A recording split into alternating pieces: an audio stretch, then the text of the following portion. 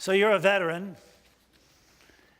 and you're a fairly renowned artist, make good money, and you're in a gas station filling your car.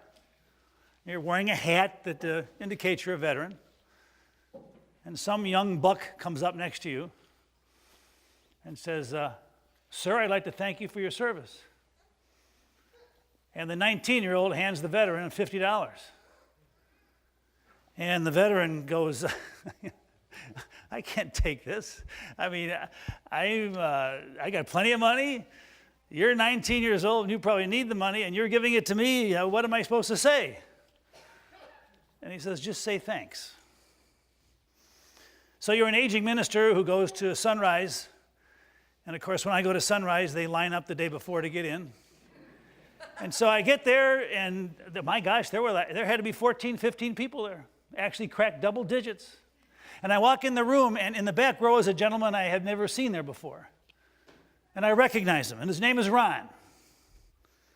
And I said, "Ron, what are you doing here?" And he kind of tells me a little bit of his tale of woe where he had to leave house and needs help. And I said, "Ron, I'm going to see your daughter later this afternoon." And his daughter is homebound. She's an amputee. She can barely get out of bed. She needs tons of help. So after the service, I go back to talk to him, and he digs into his pocket, and he hands me $100 in cash.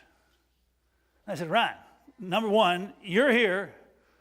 Your daughter's struggling. I can't accept this." And he says, "This is for the church." I don't know what to say. Thanks is all you have to say. Or you're a little down and out and your life is going south and you're wondering if you even have the spiritual strength to face another day, and somebody calls and they visit you. And every day for the next 2 weeks, that person calls and holds you up and somehow, some way gives you the strength to turn things around. And you say, "I don't know what to say," and just say thanks. What do you say when you're hosting a wedding, like in the Bible, and you run out of wine? You don't run out of wine at a wedding. And then this guy comes up and says, "Take these jars and fill them with water and taste it. And it's better wine than ever." What do you say? You just say thanks. Now, I'm not really good at interpreting these miracles and what they mean. But this miracle is not about water and wine. It's about my spirit and your spirit. It's about taking an ordinary moment in life and turning it into something special. It's about taking an ordinary day and making it unordinary. It's about taking my life and turning it into a better life. It's about turning anger into love, selfishness into giving. It's about taking jars of gunk, and instead of gunk, filling those jars with something good and positive. You know, sometimes in life, all we can do is say thanks. Thanks for loving me. Thanks for sharing. Thanks for giving. Thanks for not expecting anything in return. Well, anyway, yesterday we went to pack the house. We didn't exactly pack the house. I had like more t-shirts than people from our church because the weather just didn't cooperate. But as usual, we took our perch up on the top bleacher, and I emptied all the shirts onto the thing, and as people came, we gave them the shirts. And, you know, we didn't have a lot of people, but we were full of love. And we done good, and for the first time in 4 years, we did not place in the attendance contest. But that's okay. It's no big deal. And then as we're watching the game, somebody pokes me and says, "By the way, there's these 3 kids over here, and they want to buy a shirt." And so I turn around, and the kids say, "Can we buy a shirt?" And I turned around, and I said, "Absolutely not." And they look at me like, "Boy, is he a crab?" But I said, "Is it okay if I give you one?"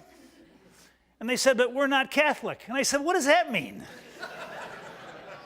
You're going to put on an All Saints church, which has just love words on it, and you're going to turn into a Catholic? If it was that easy, my church would be full." It was just fun to just give something away to a stranger. And then we watched the games. We watched Ben and all the kids with disabilities play basketball. And you know, just watching the games, it was like turning water into wine. It was like taking ordinary people and somehow in the gymnasium, something unordinary happens. It's like every time somebody made a basket, Jesus changed water into wine.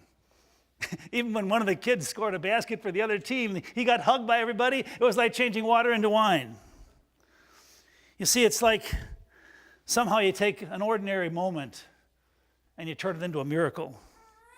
In fact, when Jesus changes water into wine, that line between able and disabled just kind of disappears, because you realize we're all one family. We're all children of God. We're all unique. We all belong to Jesus.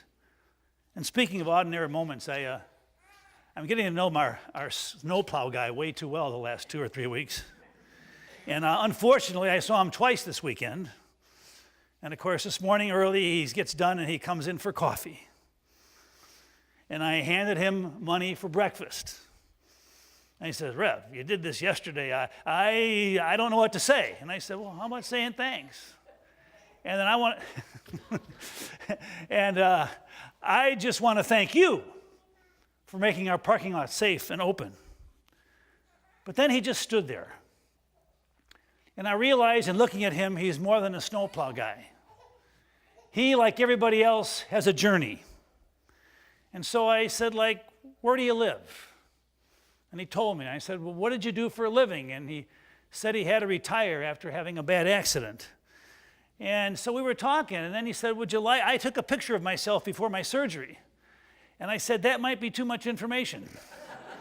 He said, I don't care. So he goes out to his plow, and he comes back in with his phone and shows me pictures of what he went through 3 years ago. And then I realized he's more than a snowplow guy. He's a guy with a story that somehow over a cup of coffee at 5:30 on Sunday morning, he just wanted to tell somebody about who he was. Maybe he just needed a little oasis of power and goodness, where ordinary water could become a really fine glass of wine. And I realized Jesus performed many miracles. But you know the big ones? They keep on coming. And by the way, and I didn't have this written down, as I was greeting people after the early service, a guy comes up to me and he said, you know that $50 you talked about from the veteran? Here it is. He gave it to the church. Ordinary moments and water into wine. Amen. If you're able to, please rise for the creed. It's on page 105.